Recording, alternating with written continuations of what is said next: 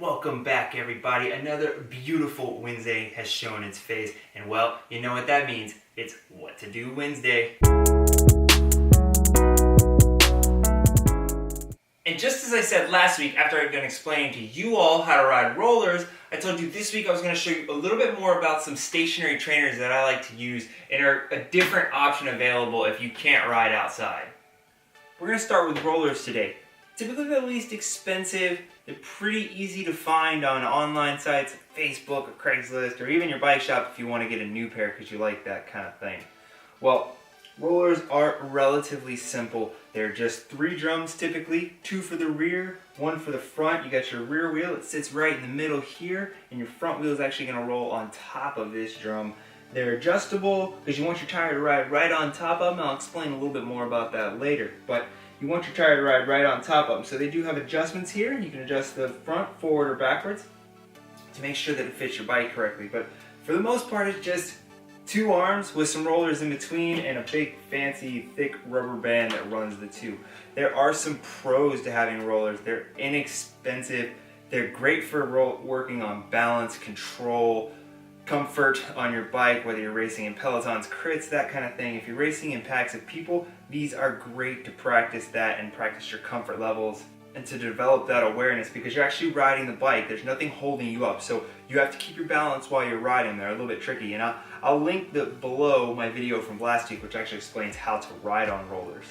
But there's also no need to take your wheel off, so it's relatively easy. Put your bike on, ride, take your bike off, go for a ride outside or whatever. If you race, if you're just training, they're a little bit more fun than your typical stationary trainer because they keep you engaged and involved in the riding. But that's pretty much it for rollers. They're really simple. This is a little different style unit than you might have seen before. This is actually a foldable unit, super small, compacts down just like this, goes in this bag, so it'll fit in a suitcase, it'll fit on the plane, whatever, in your car. Super easy to travel with, but it's essentially got 2 rollers back here that are magnetized, so the faster they go, the more resistance they provide, and that's one of the benefits of this one over the rollers. The rollers don't really have that much resistance from them. This does, so that's a huge benefit here as we get up into the higher price bracket. This one is the next price bracket up. Rollers you can get for under $100 or so. This one you're going to be looking at a couple $100 at least. But it's got a fork mount up front. Take your front wheel off, pop your fork in there, bolt it on. It adjusts right here in the middle. So this one is super simple. It's very efficient. A couple pros to using a unit like this is it's super small, compact. You take it on the plane with you, it'll shove in a corner. Wherever you gotta go, it's already ready to go. As well as it provides that resistance, which is something that more inexpensive trainers don't necessarily have. Some cons to it are, it's a little bit more expensive. It's gonna run you a couple $100. It's not the most stable unit in the world. I wouldn't use this as my daily trainer, but for once in a while, whenever you're at the race or traveling, it's an exceptional unit, really great and highly recommended. Last but not least is going to be the biggest, baddest mamma jamma of them all. This thing is a power trainer. So this thing runs off of electricity. It links to your computer. It allows you to decide what you want to ride, and then it will make you ride it. So basically what you do is you go into your computer, you set up a workout, whether it's 500 watts for a minute or 300 watts for 10 minutes. You tell this that you want to do it, and it will actually make you drive those numbers. It will not turn unless you turn that power on.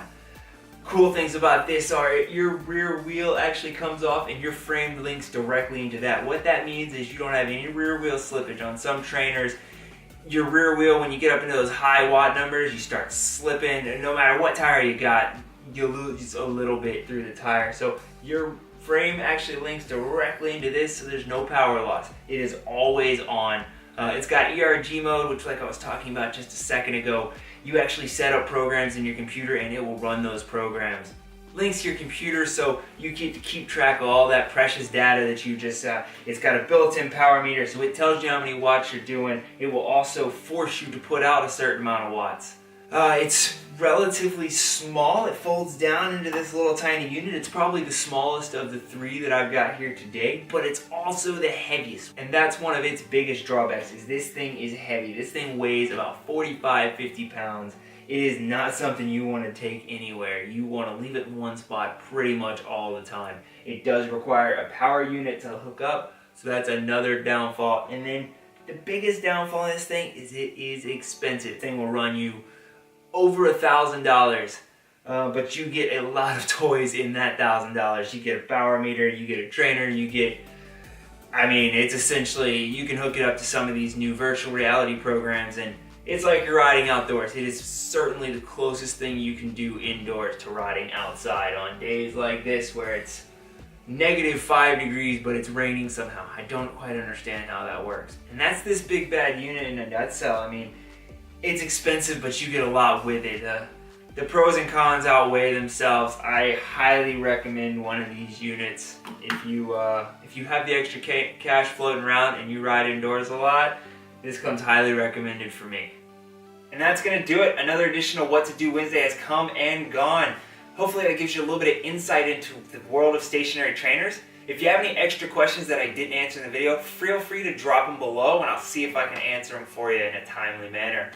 And for What to Do Wednesday, I'm Addison Zawada. Make sure you check back next week and we'll see what's going on.